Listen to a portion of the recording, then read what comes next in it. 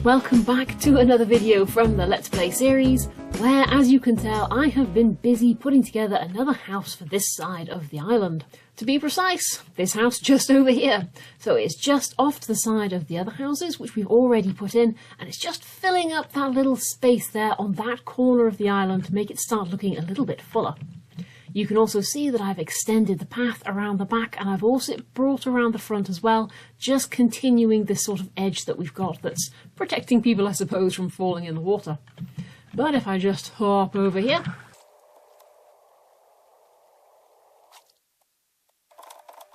hop, hop, and hop. There we go, so we can now see how the island is looking from this side of where Cherry Hill's going to be. And you can see it is starting to look reasonably filled up on this side.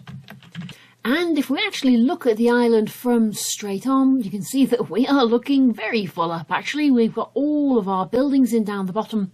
The only thing that's a bit of concern is that sort of wall there where it drops straight off into an abyss and certainly doesn't look very realistic. Needs to have all this nice terraforming brought around there as well, making sure, of course, that this water stays deep enough that it looks like a boat could still go through it. Overall, though, I am pretty happy with this side of the island. I think it's not looking too shabby at all. And what else have I been up to around here? Well, at the moment, I haven't made any changes to the pump house yet. That is still the same as it ever was. But I have rebuilt the tree farm. Do you know what? I just can't live without a tree farm now. Almost as soon as I took this thing down, I completely regretted it, and I have quickly put it back up again. I have also done a little bit of mining around the area, and I've managed to find a spider spawner. That could be quite useful in the future. It did give me a couple of saddles as well, which is going to be quite nice looking at horses maybe for later on. And I did find an area of deep dark. Sadly, no ancient city. It was just a big patch of skulk, but still, nice to know that it's there, and I was able to gather up some obsidian. Well now, I've got a gold helmet on my head, a flint and steel in my hand, an obsidian on my hotbar. It must be time to do that most wonderful and favourite of Minecraft things. We're going to have to go to the Nether. Luckily for me on that front though, I do of course have a ruined portal. So if you just come and run through here, I think I'm just going to build it there for now. If I decide to build a more fancy portal in the future, great. But for now, we might as well use what we have got. Just pop up here, and it is just over there, look. I have already filched some obsidian from it because I wanted to make my enchanting table, but I've got some now to make it all back up again. Let's just try not to die if we can help it. Anything good in there? No. How unusual. Right, there's a death hole, so we'll stay away from that one. Oh, I'm so going to die in there. Do I have any blocks? No. Okay. Just give me a couple of these, just so that I can settle that up a little bit. I can see me dying quite quickly otherwise. Can I... Nah, come on. Be safe, be safe. Ow. There. Slightly less likely to die. Okay, right, let's go. Let's build this one up. 1, 2, let's put another one down.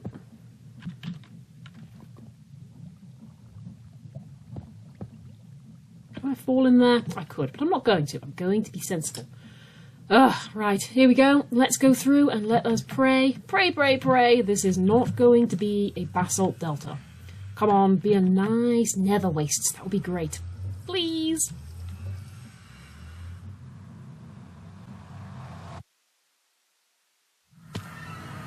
Oh!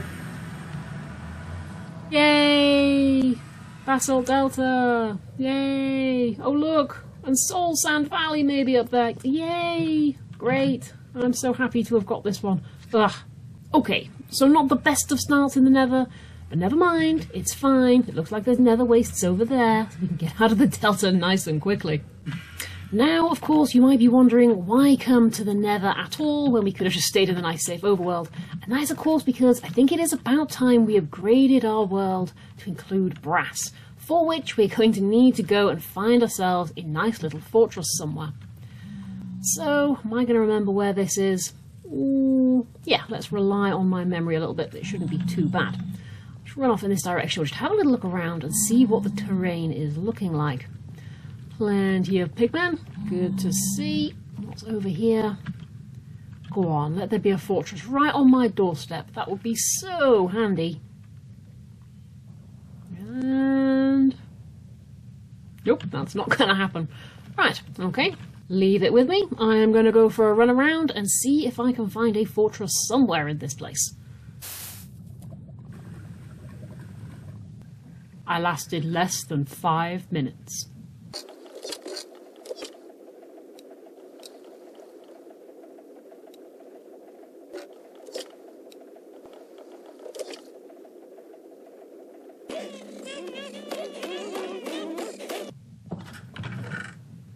Right, let's try again. I hate the Nether, I hate the Nether, I hate the Nether, I hate the Nether, I hate the Nether, I hate the Nether, I hate the Nether, I hate the Nether, I hate the Nether, I hate the Nether. Right, come on. Let's do... Oh! Oh! I've come out with all my gold on me! Do you know what? I think I will quite happily take the accusation that I am pretty darn rubbish at this game. But here we are, once again, back in the Nether, and the first thing I'm going to do is I'm just going to block up a few of these little lava pockets. Just so that I have got a safe way to get down. Admittedly, I died just over there.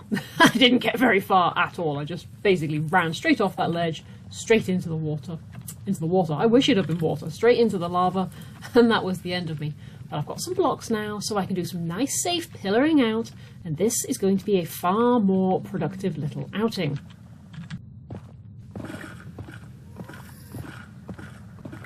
And ta-da! Here we have one fortress. I have finally found one. I feel like I've been in the Nether about 6 years now. This actually isn't too far away from where we spawned in. I think it's about 500 blocks away. It's taken me about half an hour maybe to find it and then dig my way through to it. You can see how much I've gone through the old pickaxe. But hopefully up there somewhere there's going to be a blaze spawner in there so that we can capture it and make ourselves a little blaze burner. Now that I know where this is though, and I've dug myself a nice safe little tunnel so that I'm able to get here without being in too much danger, it's going to be worth coming back with the actual blaze burner so that I can capture one, and also with some armour so that I'm slightly more likely to survive the skeletons. Slightly more. Let's be honest now, I am going to leave all of my diamond stuff at home this time. I'm not risking losing it again because I am probably going to die. Now, of course, if you're brand new to the Create mod, you might be wondering what on earth I am actually going on about when I start talking about brass and blaze burners and all the rest of this sort of stuff. If you've never played with the Create mod before, you won't know what they are because they're not part of normal vanilla Minecraft. And what it's all about, though, is that it's about the level that your world is at. So at the moment, this is very much a beginner world. It is all based on andesite alloy. And in order for us to move it up to the next level, we need to get hold of brass. And the easiest way for me to demonstrate that to you would be to have a look in something like JEI, so all of the blocks that you've got here. And if I come over and I put in something like chutes, for example, you can see that this is a normal, regular old chute just there. It will just transfer items straight through it, going from something, so for example, from chest into another chest below it. It is made using just iron. It is a normal, basic crafting material. It's something that you can make right from the very beginning. A smart chute, on the other hand, this is going to use a sheet of brass that we can see just there.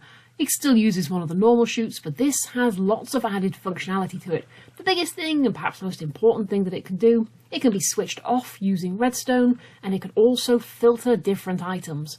So I don't have to just have things always going through chutes, I can pick and choose what's being moved around. In short, brass is how we're going to be able to create more high-tech contraptions for our world.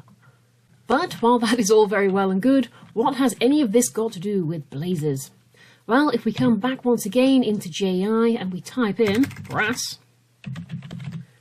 we will see that it comes up here in the various different forms that a basic brass can be made into. But if we have a look at brass ingots, for example, it will give us our recipes for creating it. Well, we don't have any, so we don't need to break anything down. What we need to do is have a look at our mixer up at the top here. And then you will see we can make brass by combining copper with zinc. Two very common items in the world, but they have to be heated up by this little guy down here that you can see. This is our little blaze who is tucked inside this burner, and he's just been fed, so he's nice and happy and flaming, and he is making things in this basin hot. Effectively, he's melting down these metals to create this alloy. And so, before we can have our brass, we need to go and catch one of those blazes. And now that we know we're going to be needing one of those blazes, we're of course going to need to know how to capture it. And again, if you come back into JEI and just type in blaze down at the bottom, it will bring you up all of your sort of blaze related goodies. And there is the blaze sitting in his little burner. This is the guy that we saw just a moment ago, and obviously he is coming from this empty blaze burner here, which says it is a mysterious conversion. There's nothing mysterious about it. You just go and scoop one up with one of these like it's a big net. These little empty burners are luckily very easy to make as well. We're just going to need netherrack and 4 iron sheets, which is nice and simple. So here we go, we can make ourselves our little empty blaze burner. Now it's time to go back to the nether again and go and grab ourselves a little blaze. After I have got myself some armour, because at the moment I haven't got any at all, and it needs at least basic iron armour for this, and I'll try and get some enchants on it as well. Oh, don't get me wrong, it's going to be nothing fancy. Okay, here we are. We are in the fortress. I am in what I like to call a noob hole, where I can hide and very few things can actually shoot me. Nothing can get to me in here. I am nice and safe. And there is a blaze just around that corner. Or at least there was. I can't get the camera to show him to you. Where can we see him? There he is, look. Right, so with these burners we have now got 2 options.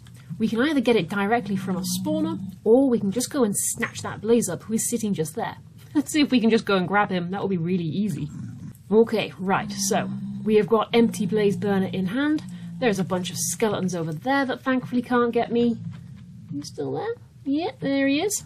Oh, I think he's going to shoot. Nope. Right, okay. I'm literally just going to run out, right-click on him with the burner, and hope I can grab him up. Don't shoot me, don't shoot me, don't shoot me, don't shoot me, don't shoot me. Gotcha. Easy as pie. Right, and now we flee, and we never come back again, because hopefully this little guy is going to keep us going for a nice long time, and we won't need to come back until we need another one. Right, and here we are, back home again, and now we have got our very own little pet. Hello in there, little guy. Look at you. At the moment, he is all sort of smouldering, and he's not really firing. He's just got this sort of smoke particles coming off him. Basically just saying, I'm alive, but at the moment, I am not producing any heat for you. What we can do, though, is we can feed him with flammable materials. So if I give him these planks, for example, boing, there you go. He is now a happy little blaze in there. He has got all of his nice fire coming off him, and he will now be able to heat something. So you do need to feed these. You do need to feed them anything, really, that is able to burn. So you can give them coal, you can give them charcoal, or you can just give them some wood. They'll happily keep burning for as long as that fuel would last. And just to point out as well, you can actually supercharge these guys, and they will turn blue. We need to do that with blaze cakes, but that is something we'll get into in the future. For now, we need to get this guy so that we can actually use him. We need to get a basin above him. And for that, I'm just going to use the setup that I've got here that I've been using to grind the odd thing up. So what I'll do is I'll just take him away from there. That should just break, and I will just remove that. With all of this, we can see what is going on here. Right, so what have we got? We have got a vertical gearbox there. I'm going to need space on either side of that. In fact, I'm going to change the direction that is in. Where's it gone? Let's put it that way round, because what I want to do is I want to pop a horizontal gearbox on either side of that and then have shafts coming out from those. What I'm doing here is I'm just making a little setup where I can still have the belt that runs all the way across, but now it needs to go through our little burner who's going to be just there.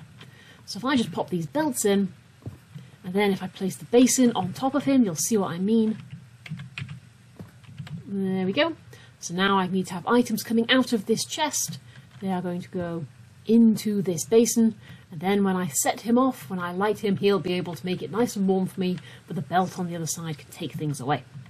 Right, so from there though, we just need to place our mixer directly above, so that is now in the right place. This is how our setup is looking, and now if I place zinc, and I place some copper in this little chest that you can see just there, and then I hit the lever, which I have now hidden up at the top, whoop. And there we go, that will all go in there, and it's going to sit in that basin waiting, and now when I light this little guy, that whisk will be able to come down and make us some brass. So, fire away little chap, off we go. That is whisking up nicely, and there we go, we just saw our first brass ingot come out. Here they come now for us. Great! For a small amount of brass like this, you can just stand and keep on feeding him with wood. Eventually we will be able to automate this as well, but for now, I'll just let him go back out and we'll see what we can do with our lovely brass. Ah, there we go. Always nice to get a new advancement. And what was all this for? What was it all in aid of, I hear you say? Why, crushing wheels, of course. It is about time we got ourselves some nice crushing wheels, and we'll be able to use those to make the terracotta, which we can then use to make the village. There is method in the madness, you see. In the meantime, I am going to need to get this guy a proper home as well. He's not staying in here. Not that you're not super cute, I just hate the way they watch you as you move around the room. They're like those paintings, you know, the ones where people can see you through the eyes, or the eyes follow you around the room, that sort of thing. I don't know, they just really creep me out the way they move their little heads. So in any way, we're going to make a little tiny forge for him somewhere where I don't have to look at him. For now though, I am going to call this an episode. We've not done a massive amount of work on the base itself, but that brass is going to make a big difference to our future, so I am happy with the progress. And so, happy Minecrafting everyone, and I will see you again soon. Bye bye!